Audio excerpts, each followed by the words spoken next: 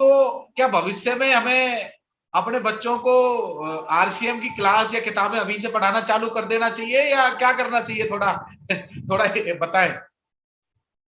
नहीं, बहुत अच्छा सवाल मान सिंह सर ने पूछा। और वो एज ए स्टूडेंट इस कंसेप्ट में आए थे। जब वो पढ़ाई कर रहे थे तब उन्होंने आरसीएम बिजनेस को स्टार्ट किया था, जगदीश जी की तरह ही। तो उनकी सोच आज भी स्टूडेंट वाली है कि कहीं ना कहीं उस तरह का प्रेशर परिवार का रहता ही है कि कुछ और कर लेते, ये तो चल ही रहा है।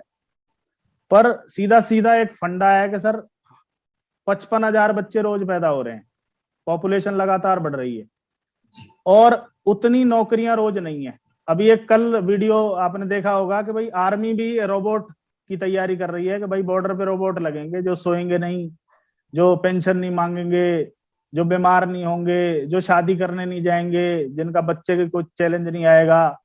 तो आने वाले टाइम में जब सारे काम टेक्नोलॉजी करेगी तो आपको लगता है कि नौकरियां रह जाएंगी? चारों ओर पेपर्स की कटिंग हमने देखी है कि उसमें नौकरियां है ही नहीं। हाईली एजुकेटेड लोग, हाईली एजुकेटेड लोग 68,000 भी बता रहे हैं जितेंद्र सर, वो 1 जनवरी को हुए थे, वो प्लांट रहे होंगे। हाईली एजुकेटेड लोग चपड़ासी बनने को तैयार हैं। तो इसका मतलब क्या है? नौकरियां अगर होती तो वो इतनी एजुकेशन लेने के बाद चपड़ासी बनने को तैयार क्यों होते? और एजुकेशन सिस्टम तो केवल वो प्रमाण पत्र बेचने वाला सिस्टम रह गया सब। वहां कहीं भी ये नहीं सिखाया जाता कि ये कागज आपको पैसे बनाना सिखाएगा। उसका काम ये है कि आप ग्रेजुएट हो गए, अब आप अपने आप देखो। और कई बार आपने देखा है कि वो पढ़ाई तो किसी और चीज की करी है, वो कर कुछ और रहा है। भाई मान लो है तो वकील पर काम कुछ और ही है तो डॉक्टर पर काम कुछ और ही है तो ये एमबीबीएस की तैयारी तो काम कुछ और ही है। तो आने वाले टाइम में जब आप किताबें पढ़ते हैं, और बहुत सारी यूनिवर्सिटीज में सर एज ए कोर्स इसको पढ़ाना शुरू कर दिया है। हमारी टीम में बहुत सारे लोग हैं जो डायरेक्ट सेलिंग पढ़ा रहे हैं। तो आने वाले टाइम में जब लोगों को ये चीजें पढ़ाई जाएंगी, क्योंकि कहाँ लिखा है, कौन बता रहा है, वो किताब जब बताती है तो लोग मान लेते हैं। क्योंकि हमने आज तक जितनी चीजें मानी वो किताबों से मानी। और एक किताब है नए जमाने का नया बिजनेस, उसमें राइटर बोलता है कि भाई 2025 में एक बाप अपने बच्चे को एक ही बात बोलेगा, भाई साहब बेटा डायरेक्ट सेलिंग कर, लाखों रुपए कमाएगा। 2025 कितनी दूर है? 21 आ गया, ये यूं निकलेगा, गया यूं सर, गया। 22, 23, 24 ये फटफट जाएंगे और 25 आ जाएगा। चारों ओर एक ही चीज नजर आएगी। आप सोशल मीडिया देख लो, फेसबुक देख लो, इंस्टाग्राम देख लो, यूट्यूब देख लो, भरा पड़ा है डायरेक्ट सेलिंग से। जितने भी ट्रेनर है सारी चीज छोड़ के केवल डायरेक्ट सेलिंग पे ट्रेनिंग करनी शुरू कर दी है। तो क्या ये उस ओर रुझान है कि भाई साहब आने वाला समय डायरेक्ट सेलिंग का है? तो ये खुद का विजन अगर क्लियर हो जाएगा, पेरेंट्स को नहीं समझाया जा सकता, हम भी नहीं समझा पाए थे, अचीवमेंट समझा देती है पेरेंट्स को, वाइफ को, भाइयों को। तो आपको अचीवर बनना पड़ेगा और उस विरोध का सामना करना पड़ेगा। हर अचीवर, हर बड़े दिग्गज, हर स्टार, क्रिकेट स्टार के साथ पारिवारिक विरोध रहा है। तो आप कैसे बच जाओगे? आपको सेलिब्रिटी बनना है, आपके साथ भी रहेगा। और हो रहा है तो आप सेलिब्रिटी बन रहे हो, सीधी सी बात है, पीठ थपथपा लिया करोगे। जी, बहुत बढ़िया। मान सिंह जी को जवाब मिल गया होगा कि भाई ये राइट समय है, यूनिवर्सिटी में जाके पढ़ेंगे। हम तो अभी से पहले ही पढ़ रहे हैं। अगला सवाल है मन्नू जी का फ्रॉम कलकत्ता से। सर, काम तो मैं करता हूँ, पैसा अपलाइन को जाता है, ये टीम को कैसे समझाएं? काम तो मैं काम तो मैं करता हूँ, पैसा अपलाइन को जाता है। नो डाउट पैसा अपलाइन को उसके काम का ही जाएगा सर। किसी को भी कोई पैसा आता है तो उसके काम का आता है, बिना करे किसी को कभी नहीं आता। वो अगर अपलाइन भी बनाया तो उसने डिसीजन आपसे पहले लिया होगा, इसलिए अपलाइन को जा रहा होगा। पर आप एक चीज सोचो, अगर आप आरसीएम में नहीं है तब भी आप खर्चा कर रहे थे, तब भी आप चर्चा कर रहे थे, तो मिडल मैन को पैसा जा रहा था, उन क्रिकेट स्टार, फिल्म स्टार को, एडवर्टाइजमेंट वालों को पैसा जा रहा था। आपने उन्हें रोक लिया क्या? आप कहीं भी रहें, किसी ना किसी को आप लाभ हमेशा पहुंचाएंगे। कहीं भी किसी भी सिचुएशन में ऐसा हो ही नहीं सकता कि आपसे किसी को लाभ ना जाए। दूसरा, अगर ये बात अगर कोई सोच रहा है तो वो ये भूल जाता है कि अपलाइन तो 2-4 होती हैं, 2-4 के नाम याद रहते हैं। पर टीम तो बहुत बड़ी होती है ना सर, 100, 200, 500। अगर वो 500 लोग, 1000 लोग ये सोच लें कि हम काम करते हैं और अपलाइन को पैसा जा रहा है तो क्या होगा? तो सर यहाँ कोई किसी को पैसा नहीं भेज रहा, हर आदमी खर्चा कर रहा है और चर्चा कर रहा है, उससे उसको पैसा आता है। इन चीजों से बाहर निकल जाओ, क्योंकि ये चीजें अगर मेरे दिमाग में होती, जगदीश जी के होती, तो इनसे काम होने वाला नहीं था। आप या माइंड योर ओन बिजनेस, अपनी लेग्स पे ध्यान रखें, ऊपर क्या हो रहा है कुछ कोई मतलब नहीं है, आपको नीचे ध्यान रखना है। तो आप इन चीजों से बाहर आ जाएंगे सर, और बाहर आ जाइए अगर बड़ा अचीवर बनना है। जी सर। जी सर, और मेरे पास सवाल बहुत सारे आए पर कुछ सिलेक्टेड लोगों का हमने लिया है। ज्योति सिंह जी फरीदाबाद टीम से पूछती हैं आपसे कि सर जब आप रॉयल्टी अचीवर थे तो आपने अपने काम में क्या बदलाव किए कि आप फटाफट टेक्निकल अचीवर बन गए? मुकेश कोठारी की एक सीढ़ी सुनी थी मैंने, अभी ज्योति जी का जो सवाल है उससे रिलेटेड है। सर ने एक बात बोली थी कि ना, यहाँ बोल के समझाना सबसे खतरनाक बात है कि आप रॉयल्टी पे आओ, आप टेक्निकल पे आओ ना, टीम को रॉयल्टी पे आके दिखाओ। जब आप रॉयल्टी पे आते हो, ट्रॉफी मिलती है, सेलिब्रेशन होता है, पेरेंट्स होते हैं, वाइफ होती है, बच्चे होते हैं, उनके माइक दिया जाता है, उन्हें कैसा लग रहा है, वो बहुत एक्साइटेड रहते हैं। तो जब आपकी टीम आपको देखती है कि सर रॉयल्टी अचीवर बन सकते हैं, अगला नंबर मेरा, जब बड़े भाई की शादी होती है तो उससे जो छोटा होता है उसे पता है अगला नंबर तेरा है, तो बड़ा भाई ये बोले तुम शादी कर लो, तुम कर लो, तो उससे होने वाला नहीं है, उसको पहले अचीवर बनना पड़ेगा। मैं रॉयल्टी अचीवर बना तो बहुत सारे लोग ने सपना लिया कि रॉयल्टी अचीवर बनना है, और जब 2 लोग आपकी टीम से रॉयल्टी अचीवर बनते हैं तो आप टेक्निकल अचीवर हो जाते हो। तो ये तो करके दिखाना होता है कि आई एम रॉयल्टी अचीवर, तो आप भी बन सकते हैं। तो और रॉयल्टी जब हम बने तो एक सवाल हमने गुरुदेव से पूछा था, सर रॉयल्टी कैसे आएगी? तो गुरुदेव ने बोला था रॉयल्टी कैसे आएगी, बहुत सिंपल है, अपने आप को रॉयल्टी अचीवर मान लो। रॉयल्टी अचीवर जैसी ड्रेस पहनता है वैसी पहनो, जितना उसका शेड्यूल भरा रहता है उतना भरे रखो, जितनी मीटिंग करता है उतनी मीटिंग करो, जितनी इन्वेस्ट करता है उतनी इन्वेस्ट करो, जितनी नाइट ट्रेनिंग करता है उतनी करो, तो आप रॉयल्टी अचीवर हो जाओगे। सिंपल। और जब रॉयल्टी अचीवर बने तो बहुत सारे लोगों ने सपना लिया कि ये रॉयल्टी बन सकते हैं तो हम भी बन सकते हैं, वो बने, हो गया काम, तो टेक्निकल अचीवर बन गए सर। और जब टेक्निकल बने तो कुछ लोगों का सपना लगा भाई टेक्निकल बनना है तो एमराल्ड बनना है, तो फिर सारा तो होता चला गया। अभी मैं रूबी बनूंगा तो बहुत सारे लोगों को रूबी बनना है, और हो सकता है कुछ लोग मेरे से भी पहले बन जाए, क्योंकि एक बार रोड मैप बना के देना है आपको, तो बाकी तो लोग चलने को तैयार है। जी सर, और अब सीनियर साथियों के कुछ सवाल हैं जो मेरे पास आए पर्सनली, क्योंकि कई बार सेमिनार में नहीं पूछ पाते।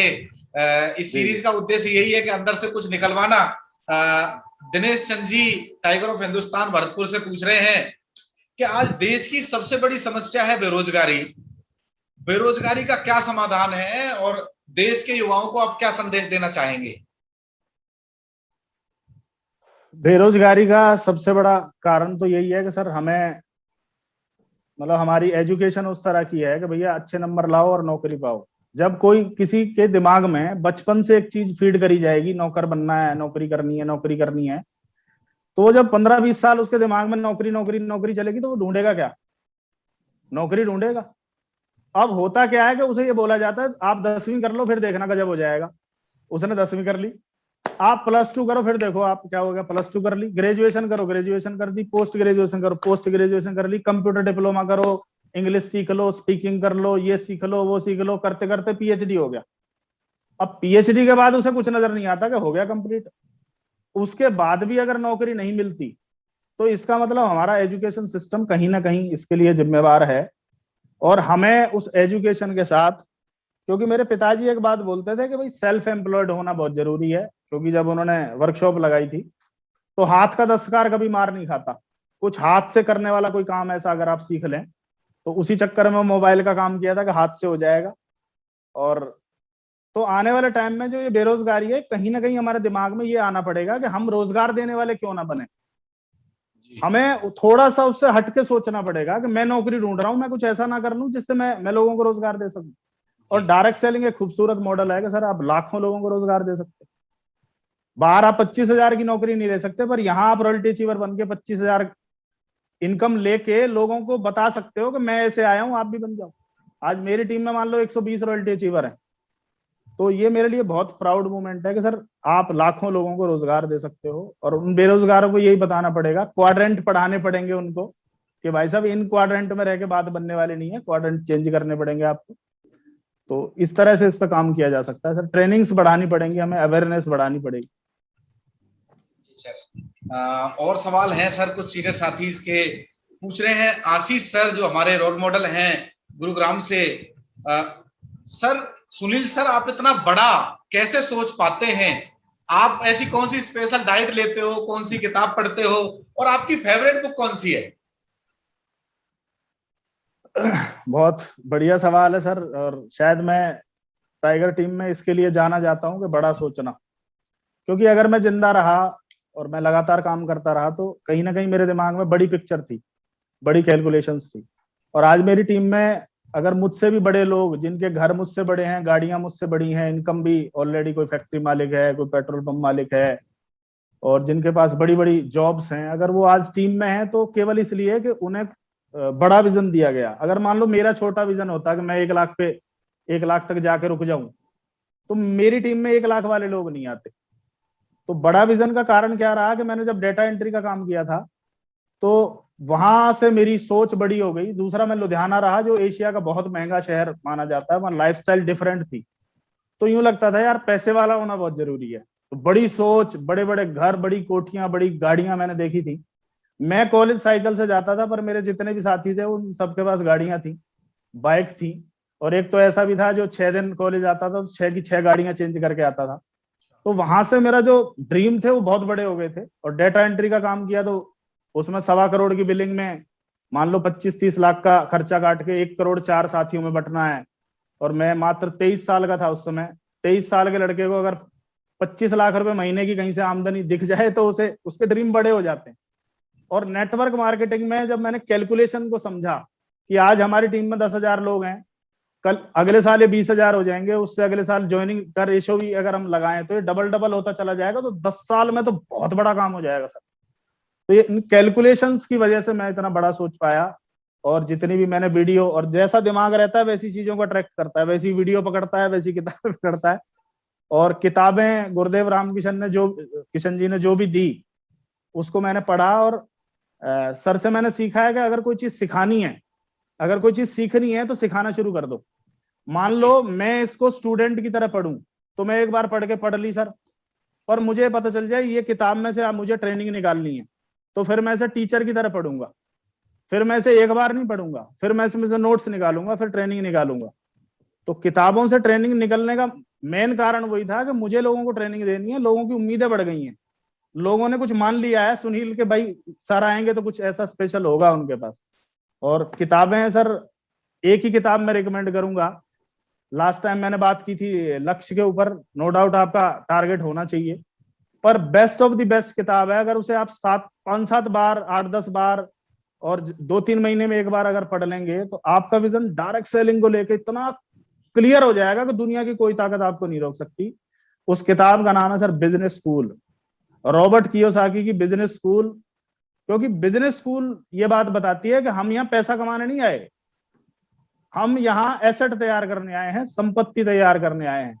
आज मान लो मेरा बिजनेस 1.25 करोड़ बिजनेस वॉल्यूम जाता है, तो ये कल को 125 करोड़ भी जाएगा, कल को ये 1,000 करोड़ भी जाएगा, 2,000 करोड़ भी जाएगा। और जब ये मेरी अगली जनरेशन को ट्रांसफर होगा तो कई लाख करोड़ का मैं एक एम्पायर, एक टर्नओवर ट्रांसफर करके जाऊंगा, जिससे बहुत बड़ी इनकम मेरी जनरेशन को आ रही होगी। तो उस किताब ने जितनी बार भी मैंने पढ़ा, तो स्पेशली मैं रिकमेंड करूंगा बिजनेस स्कूल। जितने भी नए साथी आपकी टीम में आते हैं, क्योंकि क्वाड्रेंट थ्योरी उसमें बताई गई है, नेटवर्क मार्केटिंग के फायदे उसमें बताए गए हैं, 8 छुपे फायदे उसमें बताए गए हैं, और जीवन बदलने वाली एजुकेशन। क्योंकि हमारी जो स्कूली जो शिक्षा है वो अलग तरह की है। वहां जो किताबें हैं वो रट्टू तोता वाला मामला है कि रटो और टीपो टिपाओ और लाइव बनाओ, जो डायरी में लिखा है रट लो और इधर इधर लिख दो, ज्यादातर मामला वो है। पर ये किताबें इस दिमाग को डेवलप करती हैं कि ये बड़ा सोच सके और ये अमीर बन सके। तो जब आप अमीरों की किताबें पढ़ेंगे तो आप अमीर हो जाएंगे सर। बहुत बढ़िया सर, बिजनेस स्कूल किताब यूट्यूब पे, और जो भी साथी सुन रहे हैं हमें, ये आगे वाले दिन हमारे बहुत इंपॉर्टेंट है, हर लीडर से सीखेंगे। सुनील सर ने बता दिया है कि बिजनेस स्कूल किताब जरूर जरूर पढ़ें। सर एक सवाल है, उसने लीडर ने मना कर दिया, मेरा नाम मत बताना, कि सर अपने लाइफ पार्टनर को कैसे पॉजिटिव करूं, वो मेरी टांग बहुत खींचती है, खींचता है। ये सवाल जिसने पूछा है उसका नाम मुझे पता है सर। क्योंकि एज ए, मतलब टीम का सीनियर होने के नाते मुझे पता है कि किसका सवाल हो सकता है। बाकी मैं बता देता हूँ सर, लाइफ पार्टनर हो या फैमिली कोई भी मेंबर हो, या आपका दोस्त हो, पड़ोसी हो, किसी को कुछ नहीं चाहिए सर, रिजल्ट चाहिए। करके दिखा दो आप कि मैं गोल्ड मेडल जीतूंगा, कब जीतेगा, कब जीतेगा, कब लाएगा, वही सवाल रहेगा। जिस दिन आप ओलंपिक का मेडल जीत लोगे और हिंदुस्तान का झंडा आप यूं कर दोगे ना, उस दिन पूरी दुनिया उन्हें समझा देगी। तो सर काम करें, स्पेशली काम करें, और उन चीजों से बचें जिन चीजों पे उन्हें कहीं ना कहीं कोई शंका होती है। लगातार ट्रेनिंग्स में रखें। मैंने तो ऐसे ही किया था। क्योंकि वाइफ को समझाना आसान बात नहीं है, क्योंकि जब आप जाते हो तो फोन साइलेंट हो जाता है, बहुत सारे चैलेंज रहते हैं आपके साथ।